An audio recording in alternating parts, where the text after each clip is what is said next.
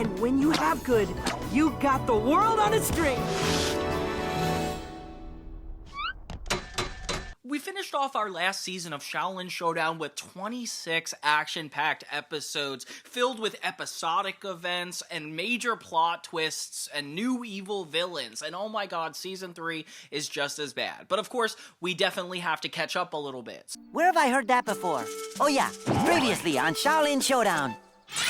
This season has always been impressive to me. It does take a tonal shift from being about like the developing character elements of evil and good, and then this starts to become a little bit more episodic with the monk's journey just to be the wudai warrior by the end. And only one warrior is going to be chosen, so there's no big issues to worry about like we had to in the last special. Everybody's working toward something against one another. And to have a show about teens uniting and working together, having them all also fight for one ranking position adds so much tension and character issues, and it is so cool. Raimundo definitely gets a highlight this season. As you know, the entire series ends with him becoming the Xiaolin Dragon, and oh my gosh, the fact that they built up toward it for so long was so interesting. You really do believe Clay and Kimiko, or even Omi, might have a chance at becoming the leader. I feel like this season's very criticized for like its lack of Shengang Wu, or like the characters almost regressing compared to before. But then you see Xiaolin Chronicles, the reboot series, and you're like, oh, nothing is bad like that.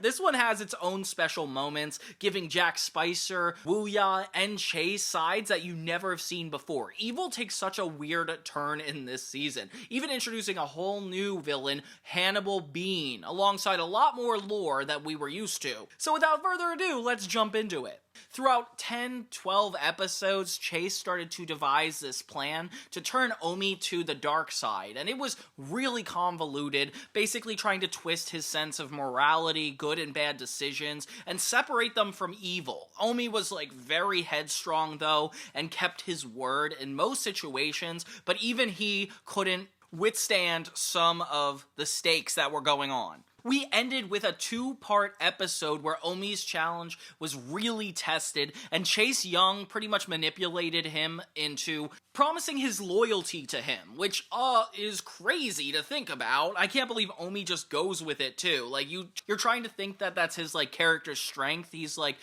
always keeping his word, but really it's a huge character flaw to act out irresponsibly, and he's just with Chase for the rest of eternity as a jungle cat, one of his fallen warriors. I'm not sure if you guys remember, but Chase has a bunch of tigers and people that live in his palace, and they're just fallen warriors that are slaves to him essentially, and Omi is no different.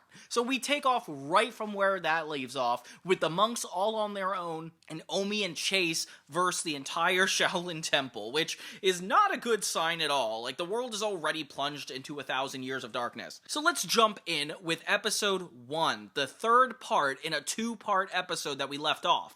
So we started with judging Omi, then we went to saving Omi, and now we have finding Omi. Use my laptop computer to talk to us. Ow! Ow!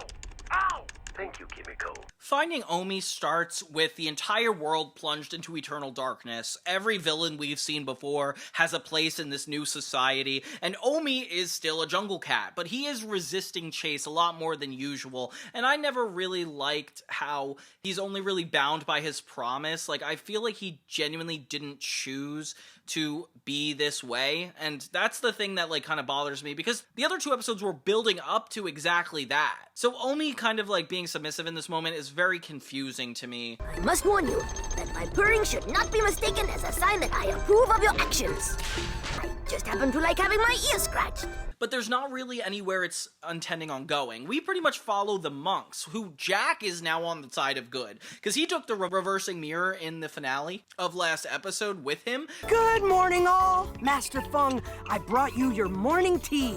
But I usually bring Master Feng his morning tea. Yeah, so Dojo and Jack are fighting over who's gonna help Master Feng, who's at least talking at this point. Like, he was stuck in a vegetative state for so long, I was really worried about him. Alongside the consequences of the last finale, we also have a chi creature. Yeah, there was a little creature inside the yin-yang world that the monks unintentionally took back with them. The chi creature is the guardian of the chi in the yin-yang world. It uses its tongue to suck chi from its victims. It won't rest until it replaces the chi that was taken. Oh my gosh. And this tends to be their threat throughout this first half, which is so interesting because obviously they have such big stakes to worry about. The monks head off to find Omi, and that's what leaves them defenseless. They put the chi creature in the sphere of Yoon, so that way it doesn't have to use its powers and it's stuck in there. Kind of a smart plan until Chase comes in. So Chase starts to attack the temple, and since they are pretty defenseless, he gets away with it easily, almost like completely hurting Master Feng. Omi definitely shows signs of regret and really doesn't approve of what Chase is doing, but he has no choice in the matter. Another confusing reason he's not going up against him right now.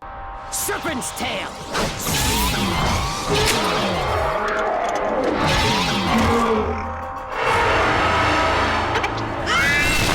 So as they're trying to find Omi, the chi creature ends up escaping, oh my gosh, because of Chase, of course, and drains all the monks, so you get extra worried. Now it just ends up being Dojo and Jack, which, again, has happened before in the show where Dojo's the last one, but I like it in this context because the stakes are so much higher. Please don't suck my chi! I have so little! It's just me, good buddy. So Good Jack has a plan to lure the chi creature back into the yin-yang world. And even though he only has one, he's gonna come back as evil, it's worth the sacrifice. It's kind of sweet that he's the one doing it, and it's funny because he's so annoying throughout this first segment, so like seeing him like want to do good is almost like frustrating for everybody. That for us? Even after all of the mean things we've said? Nah, water off a duck's back. I know when I return I won't miss being good. But I wish I would. So Dojo ends up getting all the chi bottles back through Jack going into the yin-yang world. He goes with a shopping cart as he sees all the chi bottles, gets it in a variety pack, which is insane that is even an offering, and he comes back as Evil Jack, just in time for Dojo to take the Shengang Wu and put him in the sphere of Yoon. Okay, he kind of deserves it though. This is no way to treat an evil boy genius. So Dojo ends up saving the monks from their emotionless, chi-less existences, which, by the way, they just act like zombies. I don't even know what to make of it. Why am I washing Chase's underwear? Like, they're not even necessarily in danger or dead. And so they decide to challenge Chase for Omi's freedom. No Shengang Wu, just a pure fight, which is interesting because Chase has expressed in the past that he doesn't believe in Shengang Wu being the source of power, so it is cool that, like, they're actually trying to play at his own level. You will rely only on your martial arts skills. The game is Shaolin soccer. First to score 4 points wins. And even though they're not trying to defeat him necessarily, they're trying to win this individual showdown. With the Jungle Cats all on Chase's team, they request that Omi is on theirs. Aw, that's sweet. So they all work together with Omi as a cat in this giant soccer-like field. World Cup, anybody? Yeah, that's what's happening in Xiaolin Showdown. Omi really shows his frustrations with Chase throughout this, and it's actually kind of cool, because, like, he's definitely gaining back his independence, despite the fact he is owned by him. You don't think the monks are gonna win at first, but by the end, they come out on top, getting Omi his dots back, and he becomes good once again. Aww. He definitely, like, is embarrassed and says that he always did the wrong thing by looking how to destroy evil. And Chase admits that he had the reversing mirror in his hands when they did that. So turns out, if he would have tried to destroy evil, it would have been good that was destroyed, which is a very cool plot twist. You thought you saw how to destroy evil. But what you did not see was me holding the reversing mirror. You saw the opposite of destroying evil. It's nice to know that Chase is kind of on Omi's side, but from here on out, he stops having an interest in him and training him and just completely ditches him. So Chase is not afraid to be aggressive this time around, and it's definitely showing. It's a scary situation all around. Omi apologizes to Master Feng, and it's fair. You know, like, he did do a lot of mistakes that led to this happen. But in the end, Master Feng reveals that the ranking was meant for all of them as a unit to work as one. Aww. Congratulations, Omi, Kimiko, Raimundo, and Clay. Love the color. So they're all wudai warriors now, and only one will rise to the next rank. Ooh, exciting. So yeah, that is the continuation of the Finding Omi saga, and now we just go off into a new episodic routine before the finale. But don't forget, everything that's going to happen is very important, especially toward these monks' ranking. You know, the person who earns it really does. And let's watch how Raimundo ends up flipping the script on everybody one last time. What is that fascinating yet annoying sound?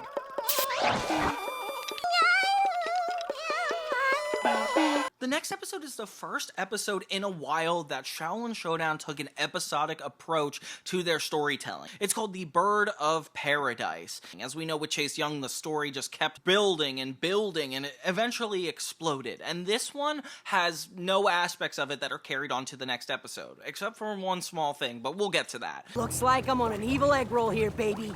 The Jackie is backy. It starts out like any normal day at the Xiaolin Temple with the monks playing their video games and Master Feng interrupting. This old woman starts singing outside the temple and they're like, oh, this is an omen, like an ancient story that actually means something a lot deeper than you expect. Whoever finds the Bird of Paradise will receive powers like they have never known. Ooh, I must have the Bird of Paradise. Oh, powers like I've never known. This is a part of their first wudai quest, and it seems a little convenient. I don't know how Master Feng planned this whole thing out, but okay. Apparently it lives in a terrain that's owned by Chase Young. Okay, cool, those are some interesting stakes. It's hidden in the land of nowhere, beyond the valley of somewhere, but not as far as the jungle of neither here nor there. They must adventure to go find it using this little bitty leaf that will guide the way, kind of like Google Maps.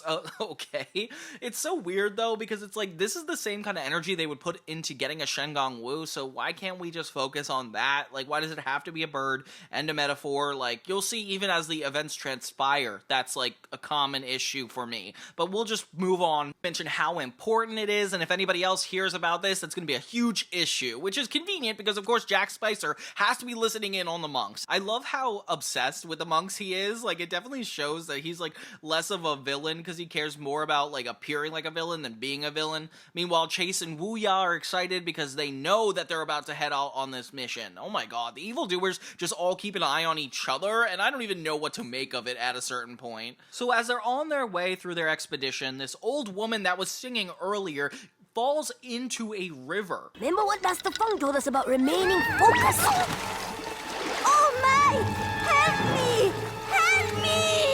As Omi's trying to get the group to focus, Raimundo obviously needs to do something about this, so he runs in to save her. Everybody's kind of on the same page that it is important to save somebody on the way, and they're kind of working together on this whole thing. Jack, of course, tries to be a part of this race. He ends up stealing the leaf when they're distracted by the old woman, but then gets struck by lightning. So this guy never wins. I don't know why. I'm okay.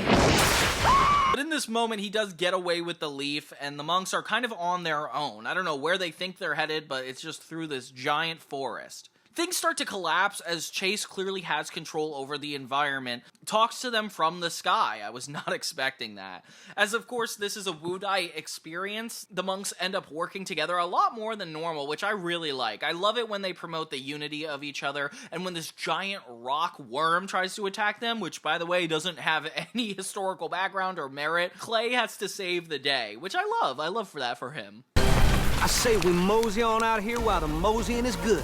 I feel like it's just like a little check-in about where all the monks are at strength-wise, and it definitely like sets the expectation that this is what they're working toward. They find Jack Spicer later, but he's being guarded by all these squirrels. Ew, and they're like rabid and stuff. I'm being held prisoner! Held prisoner by what? A nest of baby birdies? Kind of crazy, especially since Omi has admitted to having a fear of them in season 2. So he's kind of like backing out of the race, leaving it to everybody else. And since they're breathing fire, this is more Kimiko's element, so she comes in hot and takes them down. Yeah, Kimiko! They end up saving Jack Spicer just for the heck of it, which he does not deserve at all. But they do it just to get the leaf back. You've got to save me! And exactly why is that? Because we mean so much to each other? They enter in this boneyard place and find a bird. Just this little colorful bird that doesn't seem that significant. And yeah, Chase watches from the sky and gets really territorial, being like, this is my bird. With Omi getting a little frustrated. We are wudai warriors, and That's all you need to know. That's about all that we do know. The last time these two saw each other, Chase fully manipulated him and got him to turn against being a Shaolin warrior, and Chase just keeps creating danger for them. So there's a lot of emotional stakes between the two that I feel like go undiscussed, and I would love to know more about. As this giant reptilian creature comes, and Jack ends up kidnapping the bird. Jack it and weep, baby! I knew I'd get the bird! The warriors have to go into wudai mode and save this old woman once again. How does she keep stumbling into their presence? Like, it's so funny. When the bird is taken and the monks are just left alone, it seems like they've lost the whole battle, but it turns out the bird of paradise was actually the woman all along. So it just showed that, like, their kindness and generosity are really what make them strong warriors, and every time they were distracted is actually really important. To arm you with the greatest powers of all. The powers that come from within, that can never be taken away. One mighty impressive bird, but she couldn't carry a tuna in a bucket. At the very end, Master Fun gets really vague and starts tricking them, being like, you have to be ready for more evil, and things get, like, kind of scary, considering this is the end of an episode. Like, I don't know what's going on. Master Fun worked his way through monk school doing magic. I once saw him make all of China disappear. It's true. Jack thinks he's won the day, when really, we all know he just took home a regular bird, and he ends up bullying himself with the bird. I don't even know how this transpires, but it is pretty funny. I remember laughing at this part a lot growing up. Maybe I am. Just take it easy. Just take it easy. Just take it easy. Yes, sir. Sorry, sir. I'll tell you whatever you want, sir, please. Don't make me cry. But yeah, so that's the Bird of Paradise episode. Again, it's kind of weird that it's episodic after all the events that happened with Chase and Omi, but I'm telling you, it's not going to be that way the whole time. They definitely build towards something more significant as the season progresses, but this is one of the weaker ones that I think is why we all critique this season so much, because it does feel kind of random considering everything they've set up. Like, why would they go out of their way to forget the timeline? Oh well, yeah, you know, we're gonna move on from this, and I'm telling you, it's gonna get better. Especially with the life and times of Hannibal Roy Bean, the next villain that essentially takes up the whole third season. Oof, and this is interesting.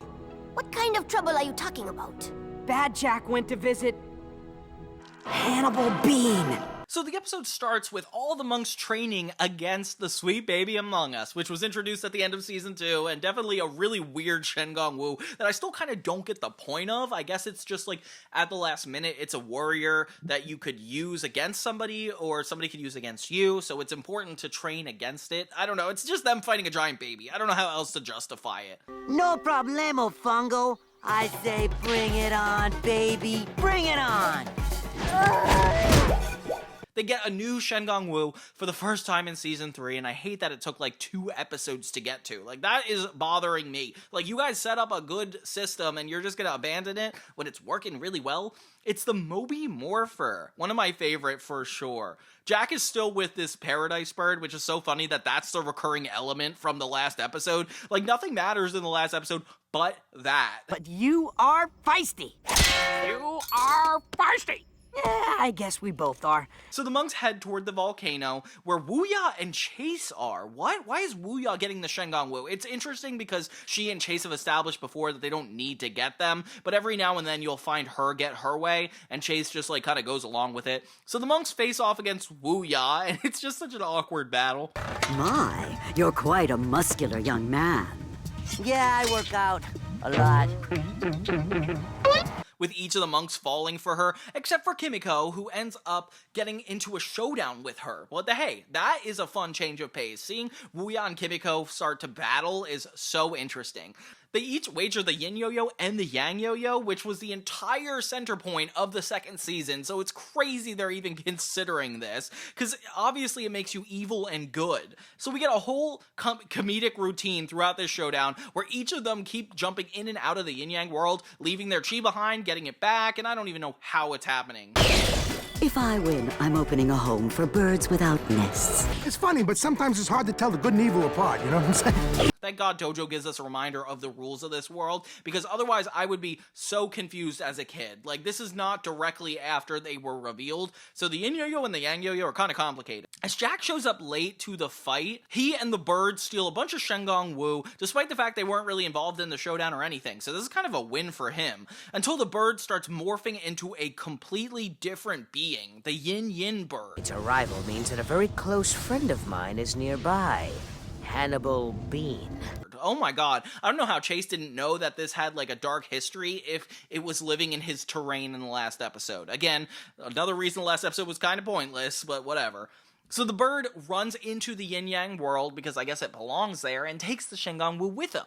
So of course the monks have to travel there as well. It's so funny because it has them like just hanging out and playing as kids, but I don't know how young the monks think they are, because they're just using a vacuum, a blow dryer, like what are they doing? This one-time adventure that is kind of episodic in nature does make a little bit more sense. It actually adds to the lore, so I love it over the Bird of Paradise episode. Turns out Dojo can't fly in the yin-yang world, so they have to take the silver manta ray. Finally, we have a use for a Shenggong Wu again. Do you have to tell everyone? Some things you want to keep private. So they head to the yin-yang world, where Jack already is, because I guess the yin-yang bird took him there, and he meets his old happy self. Oh my god, the guy from the 3-part season finale last time. Kind of random that he's involved in this. He made a sacrifice by throwing himself into the yin-yang world, and now Jack's approaching him. So it definitely is an awkward interaction, but we learn that Hannibal Bean lives in this world, a really interesting lore drop. He's the meanest, evilest force in the universe. He's my evil hero. I thought Chase Young was your evil hero. As the monks don't know how to navigate the yin-yang world, they end up crashing into one of the clouds, and oh my gosh. The drama is more so with the villains, which is super surprising. Jack ends up going into this giant prison in the yin-yang world, which his happy self says not to go to, but he wants to meet Hannibal Bean. Like, this is a golden opportunity. But when Jack gets there, Hannibal Bean kind of like sets him in his place and is like, you're not even truly evil, and starts saying stuff that kind of gets under his skin. It's apparent to me that you're just one generation away from good. That's why you work so hard to prove you're evil. Which is so interesting. I like it when there's like a lot of emotional manipulation in the show. They do it really well. Good Jack comes into the monks' lives. Good Jack finds the monks and warns them that Jack has gotten involved with Hannibal Bean, and even though we don't see what happens or know what's going on, we're concerned for him. At least they have like a point of where to go since they've gotten into the yin-yang world. And he reveals the lore of Hannibal Bean, which is that he offered Chase the opportunity to live forever with the Lao Mang Lone soup, the soup that Chase uses Dojo to make in the second season, one of the first times we meet him. And it's nice that these events connect. And Chase double-crossed him and trapped him in the yin-yang world forever, which is so interesting. It makes Chase look like a better villain, but also Hannibal Bean very venomous because of the fact he tricked Chase Young to begin with, and he's the reason for all the monks' problems. As you can imagine, it put a real strain on their relationship. So the monks follow Jack to the prison, where they find Jack locked away. Oh my gosh, so apparently Hannibal Bean tricked Jack, which makes a lot of sense given the scene we just saw. He was right about one thing. I do miss my mommy, and I want to go home. As they escape without the Shenggong Wu and Jack, we see another Jack. Turns out one of them is Hannibal Bean, and it's really freaky. Good job setting this up, because I was not expecting that as an audience member. So the monks start fighting Hannibal Bean, and despite the fact he's so small, he ends up packing a huge punch, knocking all the warriors out pretty immediately, and we're concerned about everything going on. I wonder which one is the real Omi. I don't have the foggiest idea. Hey, you're not me, 'cause I'm me. As they finally fix the silver manta ray, we're happy that Hannibal Bean is stuck back here in the yin-yang world, even though he took the Moby Morpher. I would worry about that. And they finally fix the silver manta ray to be able to return. They get back to the normal realm, where Chase ends up cornering the monks, and you're like, what's going on? And he starts to attack Clay. I have some unfinished business to settle.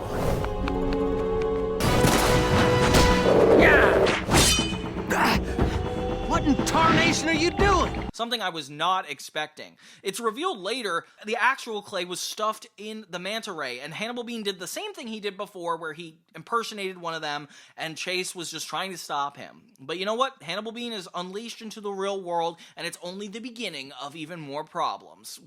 Crazy end to an episode already, right, guys? Sounds like end of the world time. Again.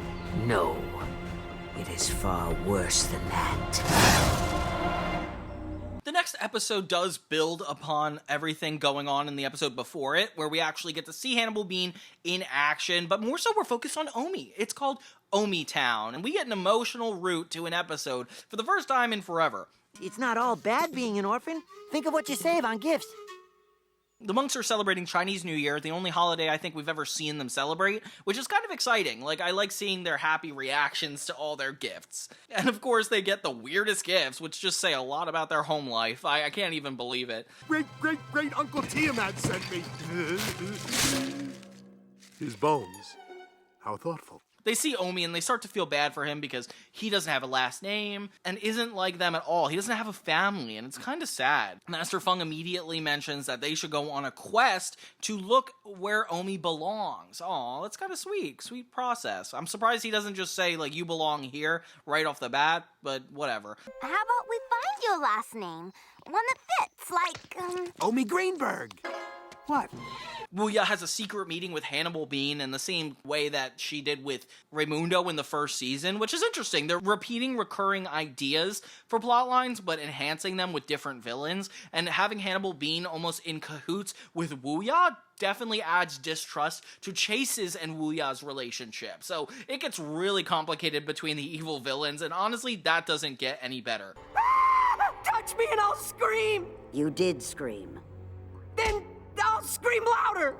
Just keep that evil jelly bean away from— So Wuya goes behind Chase's back and tries to team up with Jack and Hannibal. Oh my gosh. Hannibal uses the Moby Morpher like he does a lot of times to become bigger and be a normal person. I don't know why that's a Moby Morpher trick and why it can't just be like the reversing mirror or something. I don't know. He uses it a lot. He keeps these Shengang on him. Omi goes on a quest until he finds a giant symbol of his own face in a giant grass field. And it's interesting that the monk's plot is completely separate from the evil doer's plot, but that starts to change as the episode progresses. What is weird about a town of exceptionally good-looking people?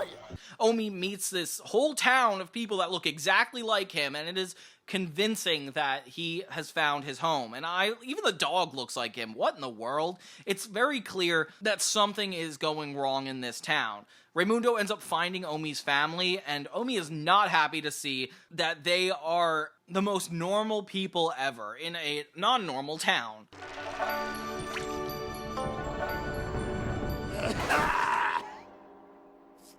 They essentially live on a farm, and a lot of their chores have to do with keeping the land fresh, and it kind of reminds me of the way Clay used to live, so I don't know why they did something so similar to it. And they explain how they lost Omi, which is really disrespectful. They thought he was a melon and packed him away with the other melons. and sold him off as a grapefruit. Anyway. Oh my god, the monks are so shocked to hear that, and so am I. I'm like, do you not love that kid? They didn't even look for him after? Very confused. He starts doing chores for his parents because he's a respectful young monk, and I do like this part about him. He's very honorable and has to do things the correct way, and yeah, it just definitely bites him in the butt. His family is sick and weak, and he thinks it's his duty to stay instead of go back to the Xiaolin Temple, which is really sad because it feels like we're saying goodbye to Omi forever. I'm sure we'll find some way to get by. Or not. The monks try to keep their head tall, but they know that this might be a really sad thing. These are my parents. It is the only honorable thing to do. Meanwhile, Jack, Wuya, and Hannibal are watching from a distance as Omi has completely retired from being a Shaolin monk. This definitely has to be a part of a bigger plan. Chase ends up showing up and warning Omi, which is interesting that they didn't give up working together with good and evil. It definitely comes up a lot. And Chase warns him that he is in actual danger, but doesn't really tell him what's up. So he says to go to the temple. With Cheddarhead out of the way. Young warriors will be mortally weak. Means we move on the temple. which makes sense why they didn't involve Chase on it, because Chase does not believe Shen Gong Wu are that powerful. Very interesting. And all the villains essentially attack the monks. Now that Omi's out of the picture, it's so much easier to get away with more Shen Gong Wu. But he comes back just in time to help stop this whole event from happening. Well, what comes in circles goes the other way in circles. Somebody translate. I'll be up all night. I'm guessing what goes around comes around. He gets in a showdown with his mom. I don't know why his mom showed up to the Xiaolin Temple, but whatever. I'm just confused. I can't believe out of all the evil villains that are here for the showdown, none of them are on either Omi or his mom's side, and why they stay is even more confusing to me. There's nothing sweeter than a mother's love for her son. Tear him up, Mom! And it's really dramatic and also kind of funny. Like, it's Omi's mother, and she just, like, uses this as a way of critiquing him in the middle of it, which is so dramatic because she just lost him forever, and now she's gonna be sassy with him? Like, come on. Omi has to betray his mother despite his honorable ideals, and she breaks in half like a robot, and it's like, what is even going on? She's not your mom. She's a robot. A robot? Master Feng comes to save the Shen Gong Wu, but Wuya takes the rest. Later we learn it wasn't even Master Feng, it was Hannibal using the Mobi Morpher. So they get away with all the monks Shen Gong Wu despite the fact that they just went on this huge journey and Omi managed to take down his own mother in the process, which is super dramatic for no reason. As Omi's crying, Master Feng and the monks try to cheer him up by getting him his own gifts and saying that he belongs here. Well, why didn't you just do that at the beginning of the episode, Master Feng? Whatever. All around really good and wholesome episode with an ending that is just a straightforward twist with the monks losing once again, and this show never stops to impress you with how often they lose. I don't know why, it's just so impressive. I know I will always have a family. You ate all my chocolates? The evildoers only get more complicated as the show progresses, and I like how it fit into a single episode's plot, but also has room to grow a lot more for the next one. Sometimes one must look closely to find what one is truly looking for. The next one feels pretty episodic, but it's not as bad as The Bird of Paradise, so I kind of give this one a little bit more leniency when I watch it over again. Treasure of the Blind Swordsman puts the cast on another quest with a map and everything. It turns out that the monks are going to get their wudai weapons, which are not Shen Gong Wu. Please take note. Always wanted my very own wudai weapon. Omi. Never mentioned before, they just are a part of the system now, which kind of bothers me because I like Shen Gong Wu and I feel like it makes them seem insignificant when there's more powerful things out there, yet the show's based on these. But it takes them to like the Wild West or the desert, or they don't even say it this time around, and they're just on a mission. I'm surprised Chase even let you come along. Chase doesn't tell me what to do.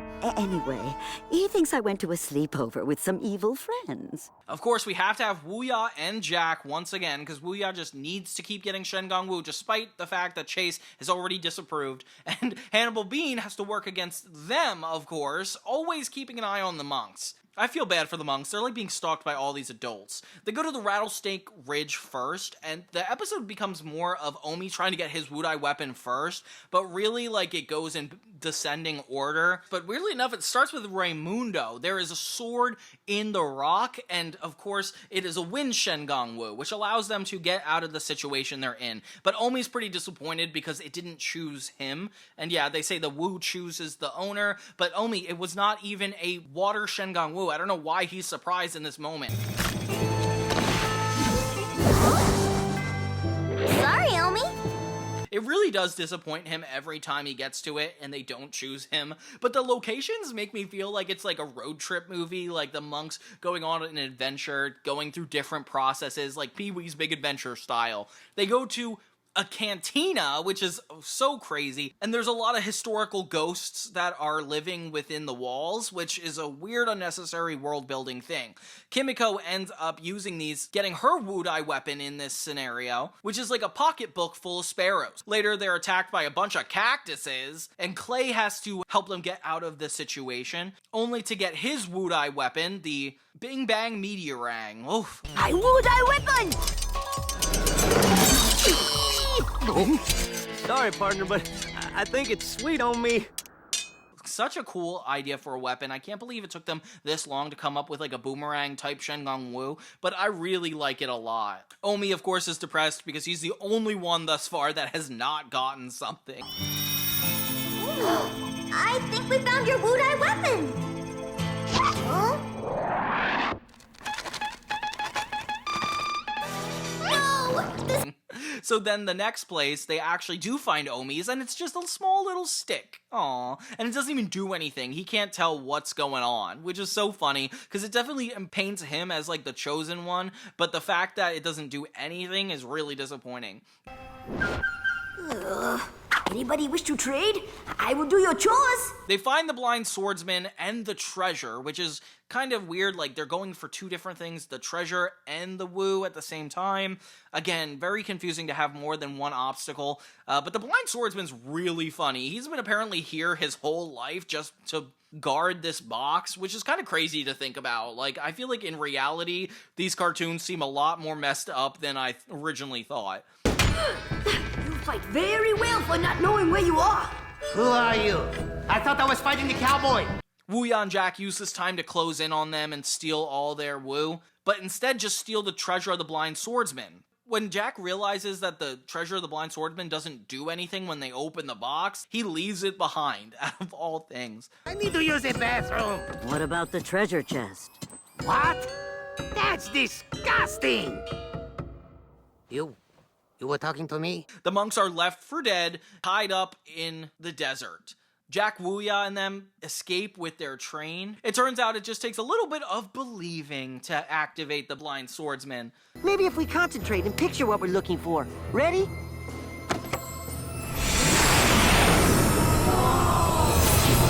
So the blind swordsman teaches them all how to use their own wudai weapons and gives them the power to actually fight Jack. Big bang meteorang, do your stuff. Blade of the Nebula!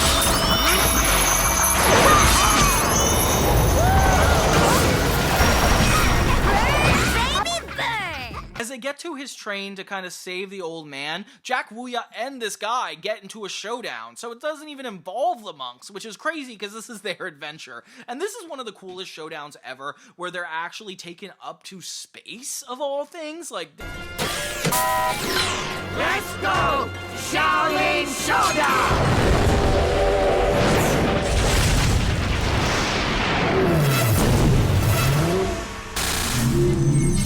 this really broke some rules for me, and they all take each other down, but the blind swordsman seems like he's like not gonna get away with it until he ends up the one on top, getting all of their Shengong Wu and delivering it back to the monks. I don't know where this guy ends up going, but he pretty much leaves behind the monks to wander the desert. Excuse me, I really must find the bathroom.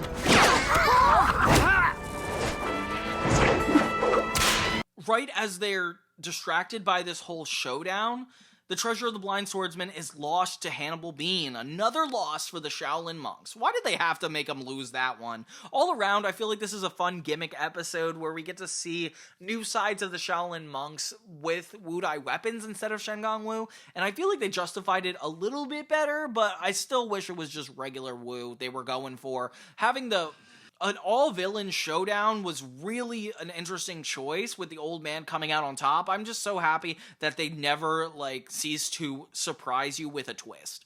The next episode feels like it's back to basics, with a Shengong Wu reveal being the center point of the whole plot, which we're on episode 6, almost halfway through the 3rd season, and we've barely had new Shengong Wu. It was literally the Moby Morpher, literally, that's it. We see how unhappy Wuya is in Chase's lair, and he tries to, cheer her up, but he's really aware that she's deceiving him constantly, always trying to go after Shengong Wu, despite the fact he's been very clear that he's not comfortable with her doing that. I was thinking, big hair. Really big hair. You better change your attitude, or you won't have any hair. And she just lies to him. She has no problem. The real reverso reveals itself, only for a classic Shaolin race to get the Wu. It seems like a normal encounter with Jack Spicer and the monks until he just starts attacking all of them, and we learn that it's Wuya with the Ruby of Ramses. Oh, interesting idea. I didn't even know she was stashing that. So she ends up... Perhaps Jack could use a little help. Ruby of Ramses! Getting Jack victorious because I'm sure she knows she can get the Shengang Wu from him. And he takes advantage of the Rio Reverso, which allows to actually reform anything to its original state. Which came first? Rio Reverso! And he starts to turn oil back into dinosaurs. A weird lore about the universe that I didn't expect Xiaolin Showdown of all things to drop. But it is like a more mythical-based show, so I don't see why not. Raimundo kind of goes to his old ways, being insistent on knowing what's right, and he's like, we need to attack Jack Spicer. So he has this really half-baked plan to steal the Wu back. And when he's there and the monks follow him, the dinosaurs end up beating them all up. Dino Dude, Dino Dash, and Dino Gal. Aren't they dino cute? So Jack finally has an edge over them once again, very rare for them. Wuya helps Jack from the tree, and this time we're well aware that she's a part of the plan. And Jack gets such a cartoony moment in this where he's like, he has an evil genius badge. You're at the end of your rope, fork over the Wu. Despite the fact that none of this is like his doing, the monks are so tired of being defeated over and over again. When Jack shows up with information on Wuya, Chase is like all ears and decides to finally listen to Jack. The two seemingly team up in the best interest of turning their backs on Wuya. Again, another dramatic villain arc change. I know what it's like having disloyal partners. It seems like I go through 2 or 3 a week. And they head out to this giant oil factory in the middle of the ocean, which I cannot tell is referencing anything. She has a giant dinosaur that she made with the Rio Reverso, and essentially, it's all about dinosaurs taking over the world. I feel like this is such a Jurassic Park-related episode. I remember it growing up thinking it didn't make any sense. Chase ends up confronting Wuya, catching her in all of their issues. Catching her in all of her lies, and it is not looking good. This? Well, it's a gift for you. Oh, now you've spoiled everything. Liar, liar, pants on fire! You stole it from me! He ends up even turning his back on Jack, too, and they both get shrunk only to be attacked by the dinosaur. Now it's up to the monks to essentially restore good all around, and it's so funny when Kimiko deals her fire, because obviously they're at an oil-related place. Like, why would that not set a flame? So everything goes haywire, and the entire place gets destroyed, only for Raimundo to have a showdown against the dinosaur. What? Okay, what does the show become? So he uses his Ruby of Ramses against the dinosaurs, changing chopsticks. Jolly good. The game is Jurassic Chess. Let's go! Xiaolin Showdown! And I wasn't expecting a giant chess match, but they've done chess in Xiaolin Showdown before, and I love how this is like kind of what they do for fun, and Raimundo just happens to be really good at it. Once he takes down the dinosaur, there's not much need for conflict. They end up shrinking him down and putting him in this little exhibit with all the other dinosaurs. Kind of a cute idea, instead of like getting rid of them, and now they get to look at it forevermore. And of course, evil just keeps turning its back on itself, so they're kind of doing good this time around. The Chase and Jack and Wuya plot is really interesting, especially seeing him use the eagle scope, allow the dinosaur to talk again. Eagle scope! I say, I am famished. I feel like I haven't had a crumpet to eat in 60 million years. I never understood how that worked growing up, but I'm not going to question it too much. The reptilian references with Chase being reptile and the dinosaur are also pretty interesting. I like that they didn't just go ahead and ignore it. We didn't see a lot of Hannibal Roy Bean in this one, which I was surprised. It's so cool when they manage to have the same characters but tell different stories or have different outcomes of the original character's intentions. It just is a really good job. And I like the ice sculptures that Omi created for the monks. As we pivot through a couple of these like single episode plots, it's time for a more intricate plot with the next 5 episodes, essentially a huge raise in the stakes, not just expanding on Hannibal Bean's arc, but even getting to Master Monk Guan. Yeah, the monks end up leaving this temple, which you'll never believe how this transpires. I have decided to send you to a new temple, one better equipped in preparing you to face Hannibal Bean. Dojo will accompany you. Next one is the return of Master Monk Guan, and not only are the stakes raised in this episode, but my abandonment issues are too. It starts out with the monks going to get the fancy feast on top of this snowy mountain, and it's really exciting because the fancy feet are so cool. They allow you to run really fast, and Hannibal Bean actually gets there first. Not only that, he doesn't even have to fight. He uses the treasure of the blind swordsman to fight them off, and he does that a couple times throughout this. Kind of a cheap shot on my account, but fine. Go ahead.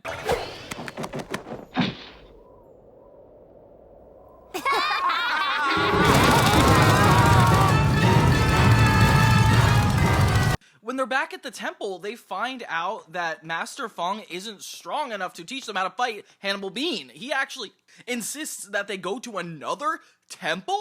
Oh my god, yeah. See, this is where the abandonment issues have come in, because I'm not used to a show switching up its location like this, let alone like a whole new area, and they have their own vault. It's just crazy. Dojo doesn't want to leave the most of all. He's the one having the issues.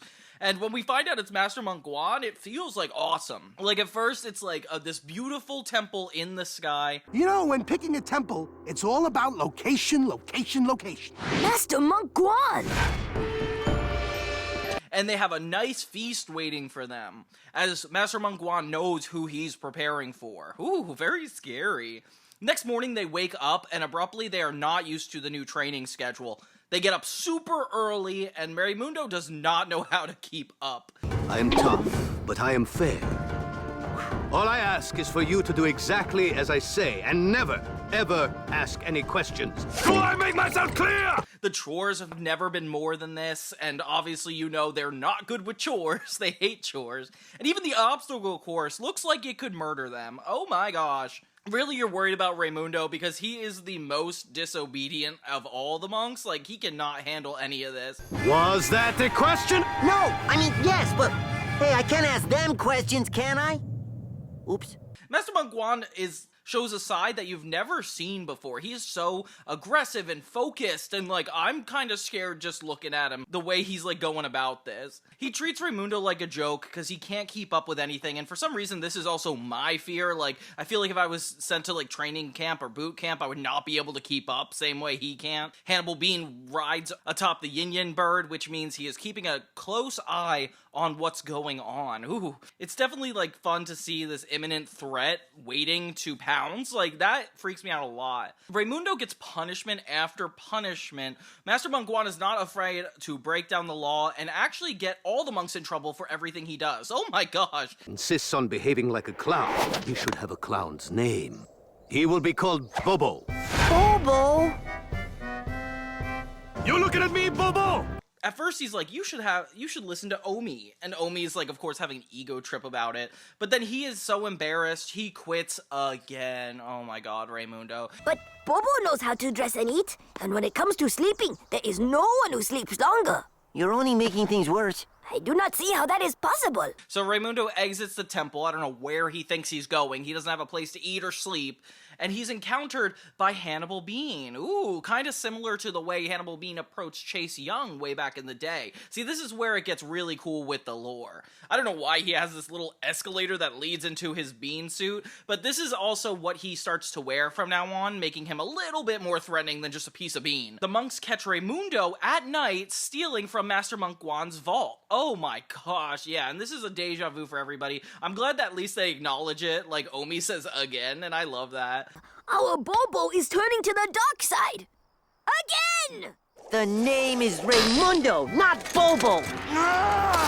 In a really embarrassing fight, Raimundo comes out on top, and oh my gosh, this is scary, especially since they have the wudai weapons at play this time around. Oof. We come to a really interesting stalemate as Omi and Raimundo fight against each other for the bag of Shengong Wu. Oof. So a lot at stake. A bag of Shengong Wu and two monks against each other. What do you have left? 1 second, please.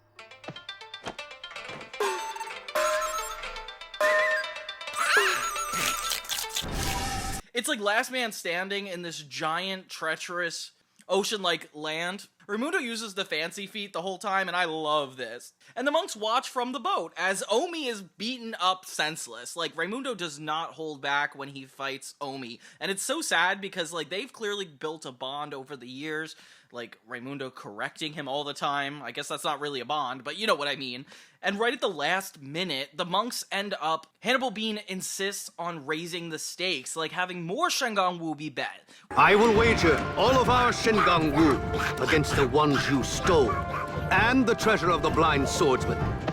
Which is almost all of what the monks have. Very scary, especially considering Omi is like on the brink of losing. And at the last minute, when it's time to finally take out Omi, Raimundo ends up falling himself. Oh, I'll make it sting, all right.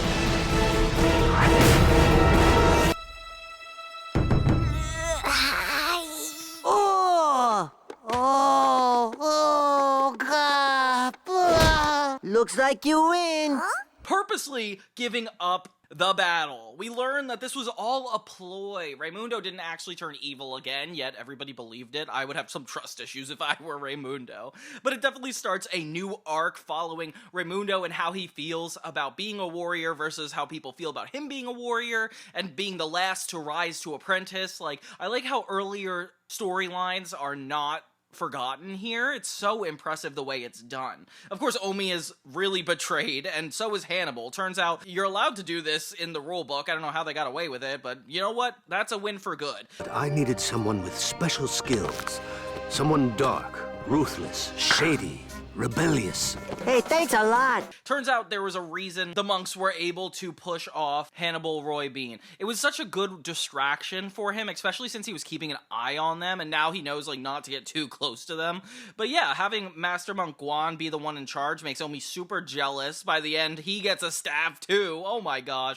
I really love this one a lot. I didn't know that the voice of Master Monk Guan was also Jeff Bennett. That's kind of crazy. I didn't realize that. And now this staying at Master Monk Guan's place is not a one-episode story arc. Even cooler, because obviously cartoons don't do that a lot, where they switch up locations and let alone stick to it. Oh my gosh. It looks like blood. Wait, you're dripping ketchup. So yeah, we start the next episode, The Dream Stalker, Season 3, Episode 8, in Master Monk Guan's temple. Dojo sleeps on his neck, and I feel like Dojo just goes around from temple head to temple head at this point. They get word of a giant monster coming out, like there's just this evil that Master Monk Guan can sense, and they don't know what it is. When they go to check the temple grounds, they can't find anything except for blood? No, I'm just kidding. It's just clay on the roof, but it's really funny. I fell for it when I was little. Of course, Raimundo cares the most about his sleep, so he's trying to find any excuse to go back to sleep. Little did we know, the episode soon is about to become about him. Ooh. Rai needs his sleepy time. So, Hannibal Bean ends up stealing from the temple, which is not super surprising, but it's more concerning what he's about to do with it. Omi wakes up in the middle of the night because he ends up sensing the great evil, only to come across this giant blue squid. And this is the same blue squid that Raimundo was scared of in the Shadow of Fear episode. Omi tries to fight it along with the other monks, but to no avail. The thing is about to defeat them. And right as Raimundo comes out to help save the day, it disappears. Yeah, it's really disturbing. Master Monk Guan doesn't know what to make of this whole situation, but they're trying to figure it out. They go to Jack to do some investigation, find out the same thing attacked them. Looks like some evildoer could use a cleaning bot. And turned his jackbots into sapphire blue. Ooh, so the mystery unfolds. Oh, interesting. Especially when they learn only the Sapphire Dragon, Shengong Wu, is missing, which means Hannibal Bean is using the same plot that they used before. Oh my gosh, that's actually really cool. I love that. So it's just the Shadow of Fear and Sapphire Dragon combining to take Raimundo's nightmares and having them be everybody's problem. So every time he falls asleep, they are in utter chaos, which is definitely an issue they're gonna have to deal with. Don't make me bust you up, little man.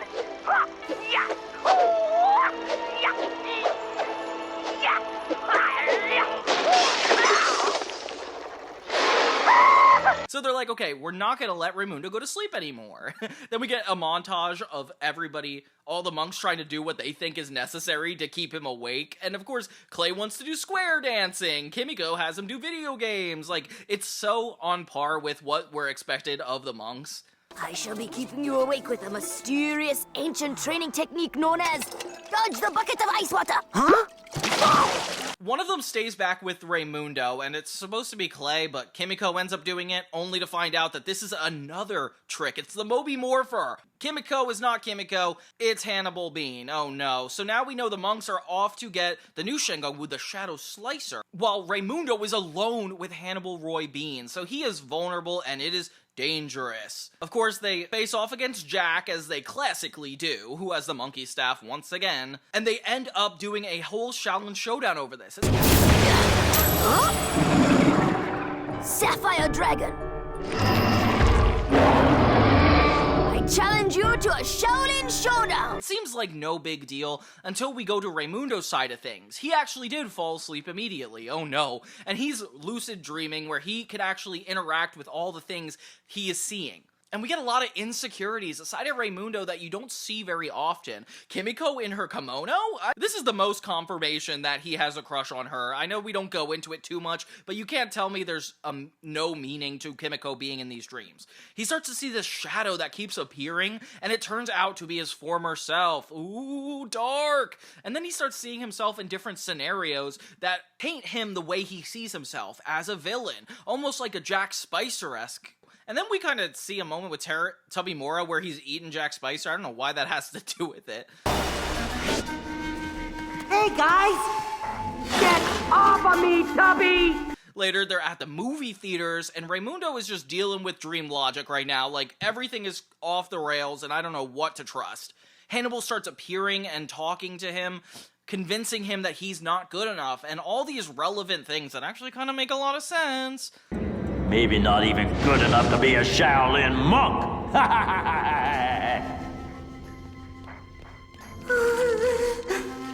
But yeah, this turns out to be more Raimundo's conscience than Hannibal. Going back to the sets with fire, it's so cool and interesting. We even get a Dragon Ball Z-like moment where Hannibal is shown up in this whole other form, which we didn't really get an explanation for, but whatever. And Raimundo uses his wudai powers on his own to try to stop him. And then it becomes this metaphor for like working on your own versus as a unit, and Raimundo realizes he can't do it without the monks. Not only that, but he can't do it without his own confidence in himself. So right when it looks like the monks are about to lose the Sapphire Dragon, fights them in the showdown. What in the world? So the monks fight throughout the monkey cage. It's gross, and we don't even need to talk about it.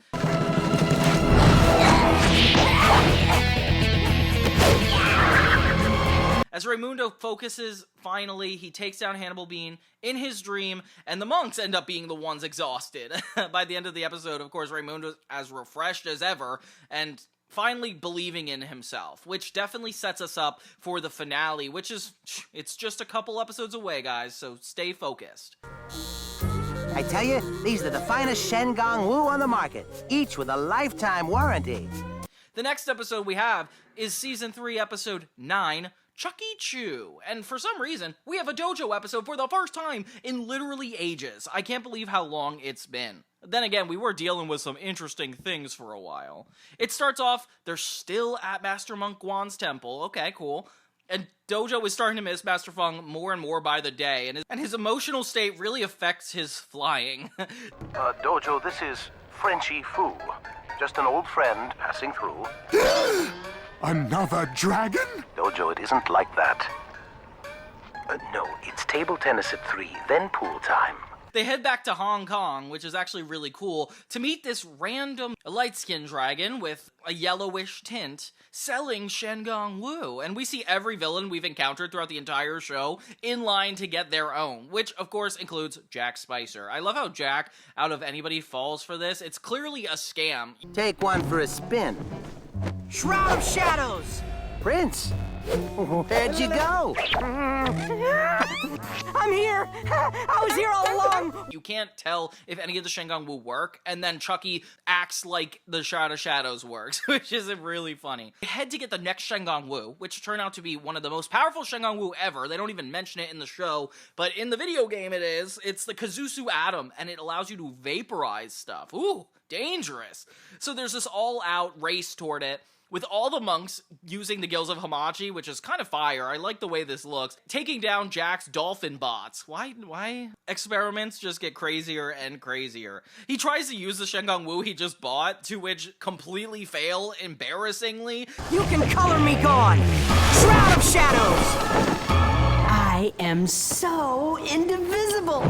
How'd you do that? And he loses to the Shaolin monks. Okay, that makes a lot of sense. Later, Dojo finds the dragon we saw earlier, Chucky, sleeping against a tree. Did I mention I haven't eaten or slept in days?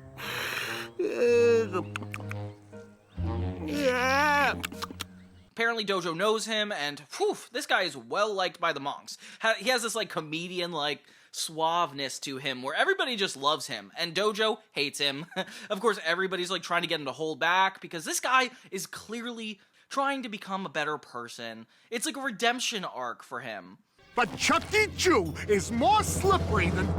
Baby oinker in a pig catching contest? Yeah!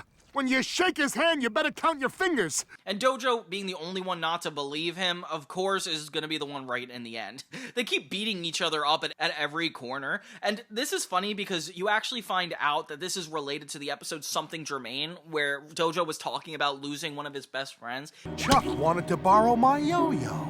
My favorite yo-yo. The treasured family yo-yo. I politely told Chuck no. But did he leave it at that? No! He snuck into my room and he took it anyway.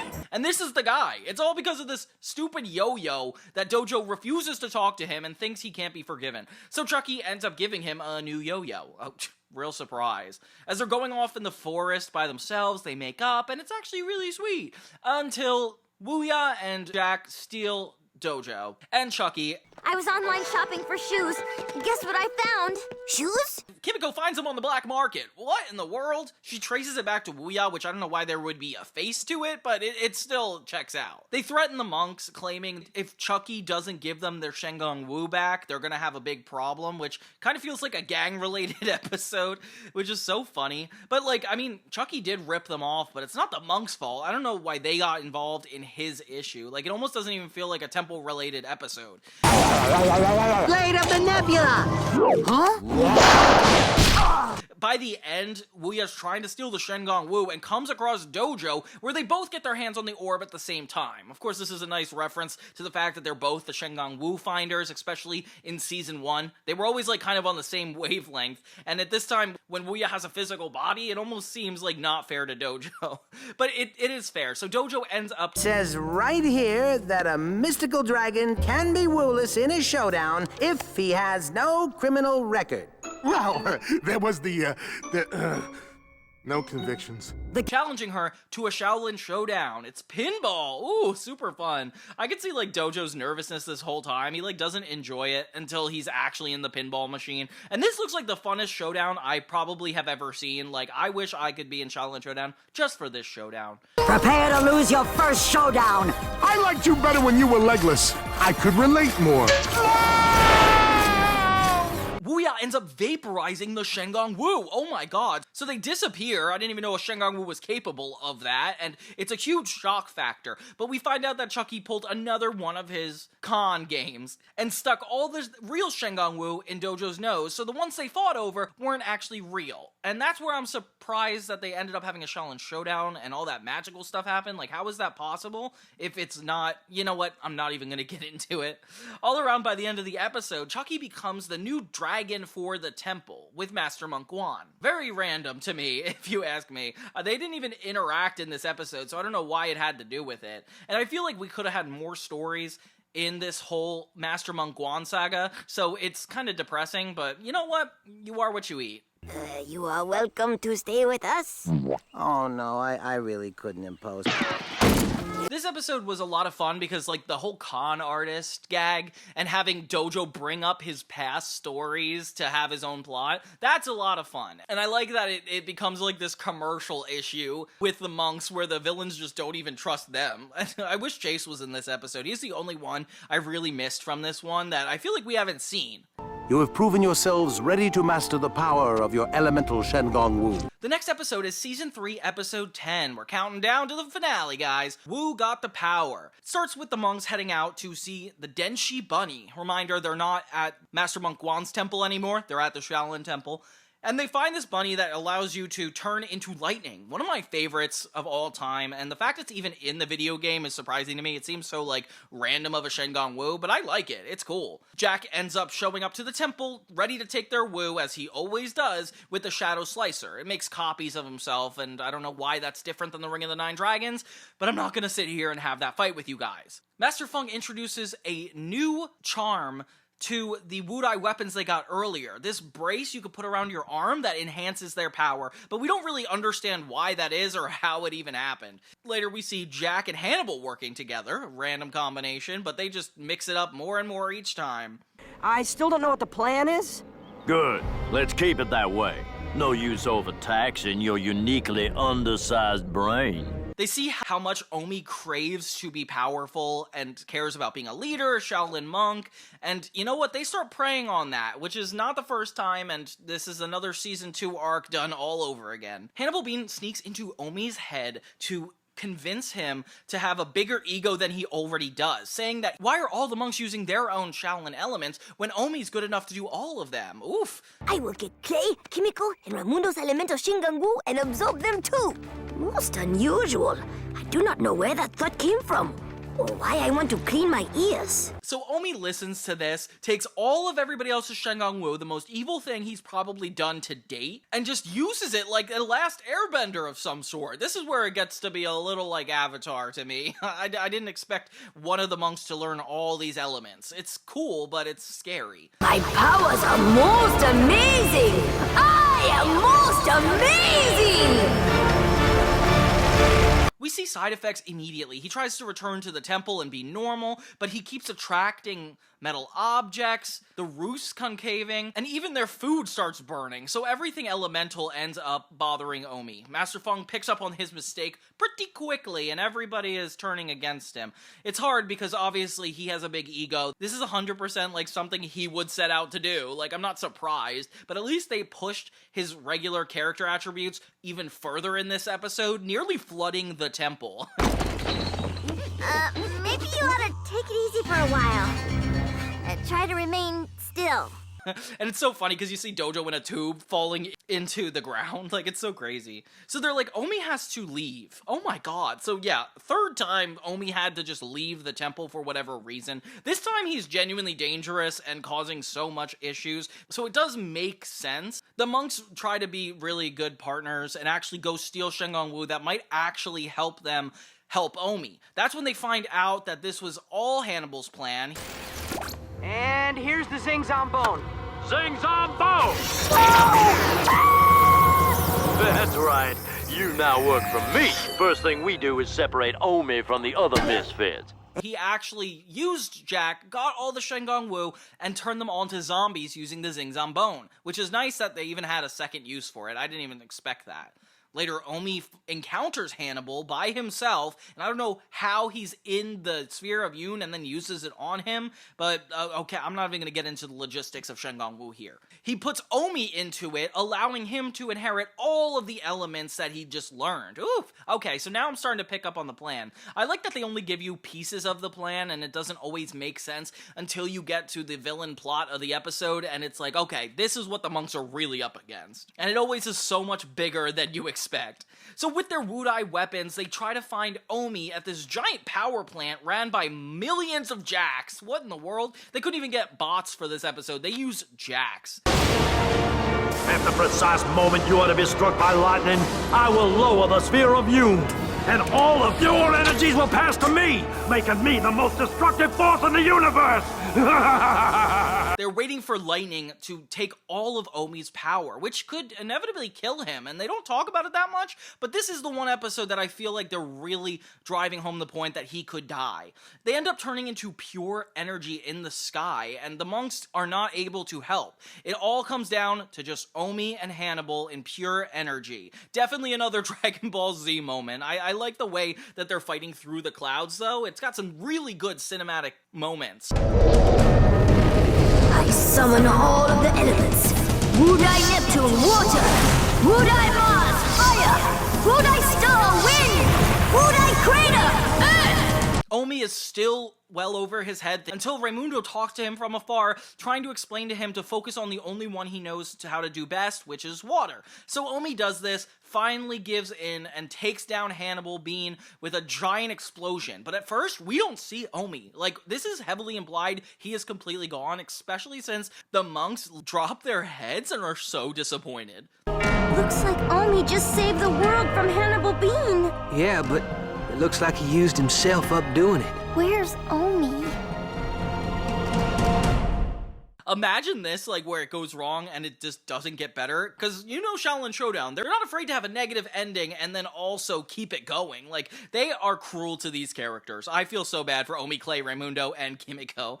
But by the end, Omi does come back, and they all have a nice kumbaya moment where they realize they should be working together. But it's more so Omi's growth that really needs to happen. And this is insane because we've only got one more normal episode of Xiaolin Showdown before the two-part series finale, and I'm telling you, like, they did such a good job at introducing a bunch of little small elements throughout this episode that are going to pay off later, like Raimundo's bad dreams, Omi's inability to center himself. Like, there's a lot going on, which is why I'm super excited to talk about episode 11, the last normal episode of Xiaolin Showdown. He's a girl!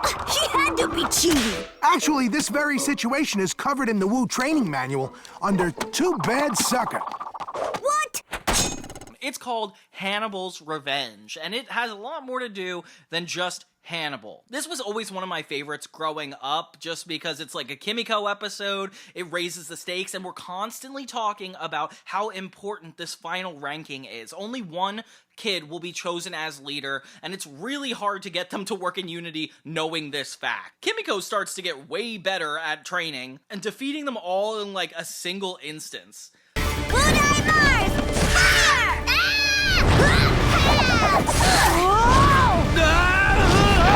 Apparently there's going to be a comet that makes Chase Young weak soon. Ooh. So everybody's kind of gearing up for that, but the monks have their own things to worry about, like becoming leader. She tries to think outside the box and use her technology combined with the Shengang Wu to catch all the enemies in their innermost thoughts. Kind of like a Shadow of Fear, but if she was in control. How cool is it to imagine like Shengang Wu being combined with everyday objects? That to me is like the most fun part of this whole thing.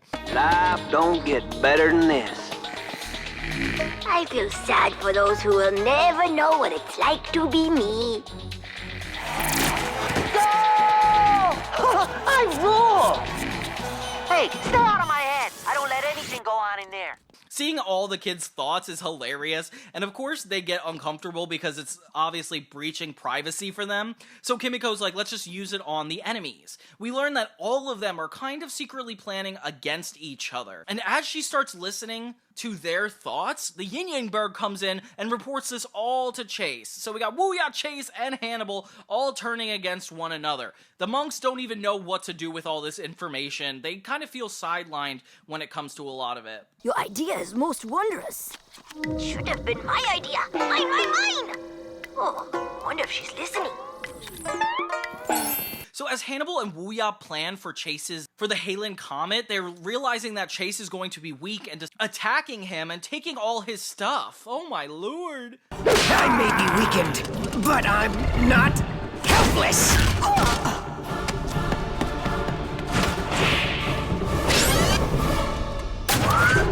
They realize the only way to do this is with Jack Spicer, the only villain they could defeat. So they show him this fake video of all the monks pretending to be the evil villains and hyping him up too much, getting them to come with him. Spicer has taken his martial arts skills to a new level.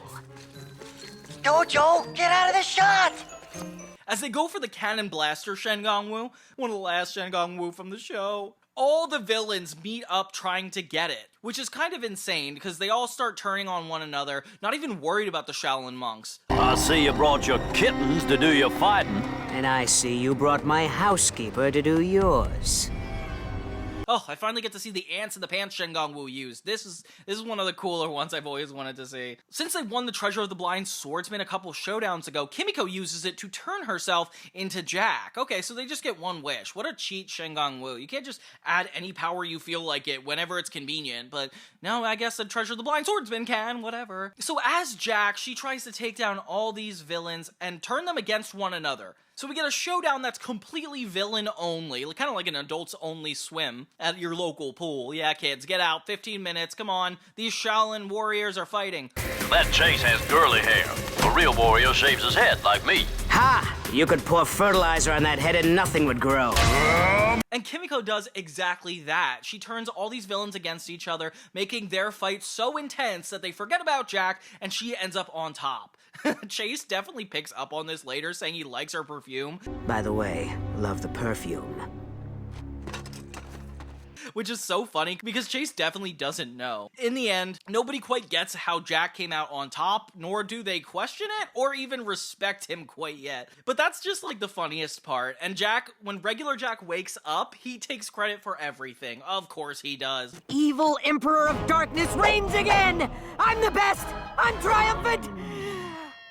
And I'm very, very sleepy. And yeah, that was a nice Kimiko episode. I feel like we needed one of those. We definitely didn't get another Clay one before the show was about to end. That's also questionable, but whatever. This is definitely, while it's not always like the strongest season and some episodes feel like out of sync with the normal plot, I do think the character moments are so heavy and important that the finale doesn't even work without them. So everything thus far, I guarantee is a good watch, and I definitely think you guys should check out this season of TV on Amazon if you want to see it. I hate that it's not on any streaming service, nor has it ever been, I don't think. I don't even think on Netflix ever. Like, find me proof that this was ever anywhere. Their evil forces could mean the end of the world. Where have I heard that before? Oh yeah, previously on Xiaolin Showdown. I'm sorry. That's why it's getting so lost, guys. But yeah, let's get ready for the final episodes. I got Jack's belt. Jack's hair! Jack's undies! Now it's time for the moment you've all been waiting for, and the moment I've been dreading, the final episode of Xiaolin Showdown. And say what you will about this show and its quality, but you know what? After I finished the finale of Teen Titans, I didn't go back to the first episode to check out the lore. Yeah, Xiaolin Showdown has set this up since the very beginning, and the replay value is probably its most impressive part. With all the stuff it sets up and pays off later, I feel like it does a little bit more than the average cartoon. Surprisingly enough, it doesn't end as open-ended as I feel like fans have said in the past. To me, it feels like a very conclusive two-part finale, and while there was moments building up to it for sure, it almost feels like a standalone episode in a way, a two-part one to say the least. It's called Time After Time, and it's based off that song, Time After Time. You know what I'm talking about. Remember, a leader will be chosen any day. It's my job to rate how each of you does. It starts with the monks heading out to get the Mikado arms, the final revealed Shen Gong Wu. Oh my gosh. Jack and his bird bots attack Dojo, leaving them all in a big battle in this collapsing metal building, which definitely needs to be talked about. Like, is this not a huge project for some people? Like, why are we just casually watching a building fall and okay with it? Oh, yeah!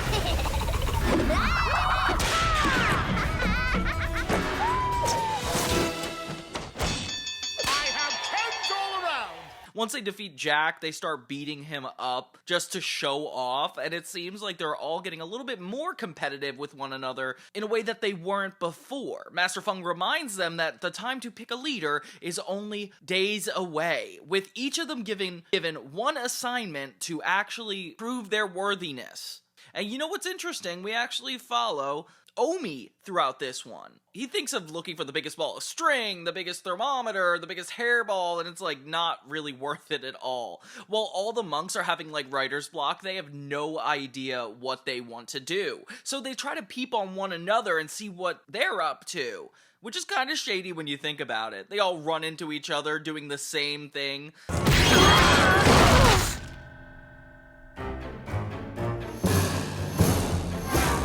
And they catch Master Feng getting his toenails clipped. It's so gross, and they have a visceral reaction to it. Next thing you know, Chase and Wuya show up with the jungle cats and are not afraid to just full-on attack the temple for no reason this time around. We still have issues, but we've patched up our differences for now. You might say we're staying together for the sake of evil. Because evil was in disagreement before, so the fact that they're back together is kind of loopy to me. But this actually inspires Omi to go back in time and stop Chase from becoming evil. The perfect plan. And he uses the Omisicle idea from Season 1 to accomplish this. Travel to the future and get the sands of time. You mean turn myself into an Omisicle? Exactly. Just freeze yourself and wait 80 years. So he sets the Eye of Dashi and the Orb of Tournami, as well as a bunch of Shengong Wu up, so that way he could wake up in 1500 years from now. And that is such a crazy concept to begin with. As a kid, my mind was like blown at this idea. I like that it's a bunch of Season 1 Shengong Wu coming back just for this. Like, them playing a vital role in this feels like very full circle. When he wakes up years later, he sees that the entire world destroyed, even the temple. Is it me? Or has the neighborhood gone south?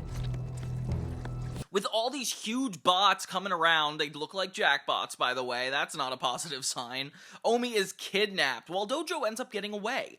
He's taken to Jack Spicer's prison, which is crazy because that means Jack Spicer is the ruler of the world, something nobody was expecting. He comes across his older counterparts, and oh my gosh, he's looking for old Omi to get the sands of time, but that plan fails immediately when he realizes he wasn't around to grow old. Therefore, he just left his friends behind and caused this whole horrible future. You and Dojo disappeared.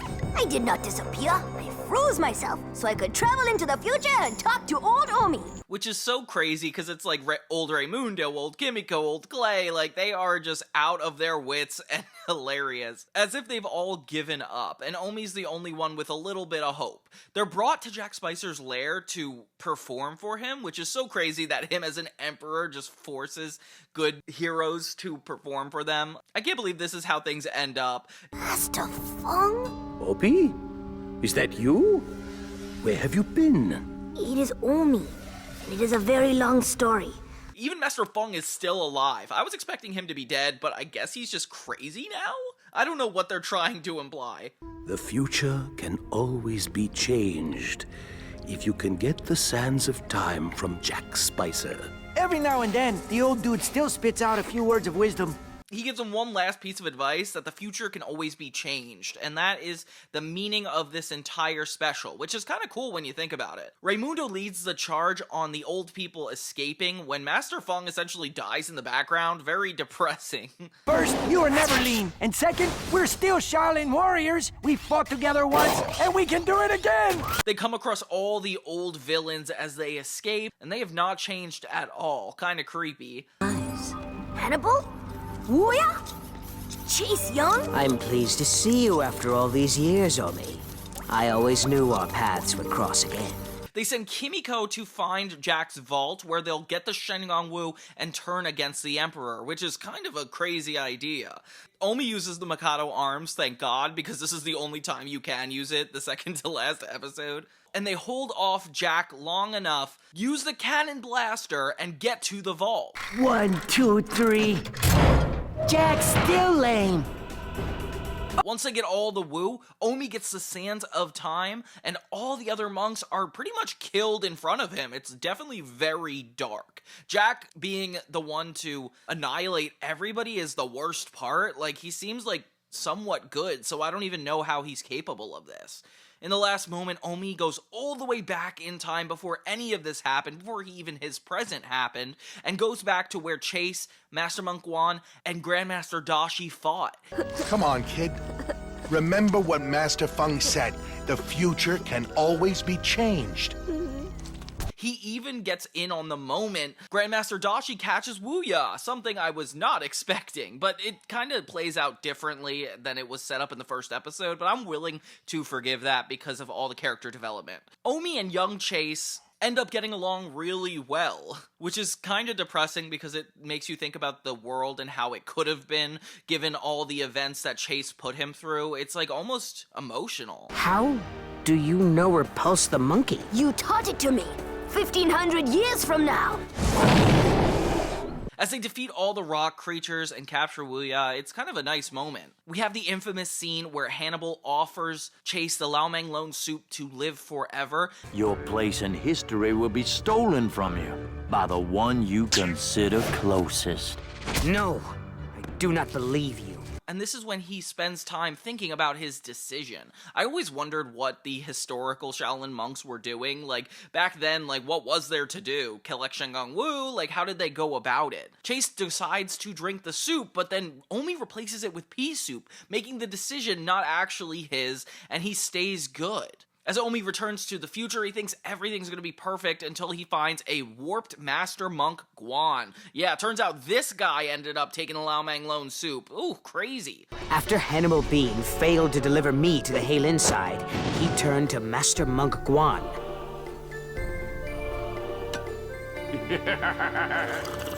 Hannibal Bean ends up destroying the Sands of Time with the Kazusu Atom. Didn't see that coming. And Chase Young, of all people, comes in to save Omi. Aw, it's very sweet. As they go back to the present time where the Shaolin Temple is, they see that Clay is in charge. Kind of different from when Kimiko was in charge and they all ended up in prison. But this time around, they didn't end up finding Master Feng. Master Feng was wrangled into the yin-yang world years ago by Master Monk Guan and never returned. We wanted to go after him, but we only had the yin yo-yo. If we tried, we would have turned evil the same way Jack turned. Good morning! Alternate universe, which is so funny. He's just like a coward and we're not thinking about the prison at all anymore. And they never got him back. Aw. Omi tries to explain to everybody what he ended up doing and how his mistake transpired, showing them that the Lao Mang Lone soup was buried in the temple. Before they can do anything about this, they are kidnapped by Master Monk Guan and Wuya. Raimundo comes up with a plan for one of them to drink the Lao Mang Lone soup, get them out of this cage, and change the past. Aw. And stop Omi from freezing himself into the future, he won't travel to the past, where he did what he did, which resulted in what happened. But only Chase thinks he's eligible to be doing this because he was meant to be evil all along, and it was his decision he never made a long time ago, and he's making it now, and it's kind of sad. I don't even know how to express my feelings. When they blast themselves down to the basement, they try to get the Shengang Wu to help, but they're interrupted with all the villains this time around, and that's when we get the biggest showdown this entire series has ever seen, where each of the monks are in a tag team style alongside the villains, and get to wager each a Shengang Wu. Please, rescue me! Rescue me! Though humiliating, I do get to wear something pretty. They try to save Dojo from the top of the tower, and we get a really epic, long showdown, which is the perfect finale to the show, where they pretty much watch Raimundo get beaten up and put himself on the line in any scenario. Hey, no fair! One player at a time! So we're cheaters. Why do evildoers always have to break the rules? As Omi is the one who inevitably saves the day, this kind of is his issue. The alternate realities collide. What's going on? My guess? Two parallel universes running into each other in a cosmic timeline continuum pileup. I swear these are like Shengang Wu you never seen before, and I really wish I knew what they were intended on doing. Like, how cool is that? But that part's so trippy, I don't even know what to make of it. I never did. In the end, we finally get last ranking, and of course, as history proclaimed, it's Raimundo, not Omi. Very confusing. I don't really know how I feel about this ending, given Omi being the main character all along. Don't know what to say, except I never thought it would be me. Well, maybe a little. Raimundo having further obstacles to deal with, he did kind of feel like it just allows the audience to have like an open-ended ending where they could imagine how they see the show progressing from here on out. Like, I see why people thought it was to be continued, because it feels like there's some emotional arcs that were not finished, but based on books, movies, I think those are the best kind of endings. It's not a super big twist, it's more like something that's honest to the story. Now that you have risen to Shoku Warrior, your job has only begun. The survival of the world depends on you. Not too much pressure there. And yeah, I guess just from here on out, I'm only imagining what it could be like to have a perfect Xiaolin Showdown 4th season, but that's never gonna happen now, is it? And I will never talk about Xiaolin Chronicles. I do not want to make a video like that, so please don't make me unless you make me. Just kidding. But yeah, it is crazy that this show is not available on any streaming service. We really need to change that. But you know what? It's too little too late. All we could do is look back and admire one of the most iconic shows from the 2000s that really taught me about morality and gave me a good time while doing it. Yeah, I love Xiaolin Showdown for everything it's worth, and I dare anybody in the world to challenge me on Xiaolin Showdown knowledge, because I feel like this is the only show I could take to the grave that I know everything about. Don't forget to catch up on the Season 2 retrospectives, and I kind of have a clunky Season 1, maybe I'll redo that one day, but for the most part I poured my heart into the 2nd season retrospective, so please check it out. And for more Xiaolin Showdown content, just let me know what you want to see. I have a couple ideas I'll put out there, but in the meantime, thank you guys so much for watching and your constant support of my channel. I could not do any of this without you. So don't forget to subscribe to Johnny 2000, Johnny Tunes, whatever it takes, and have a great day.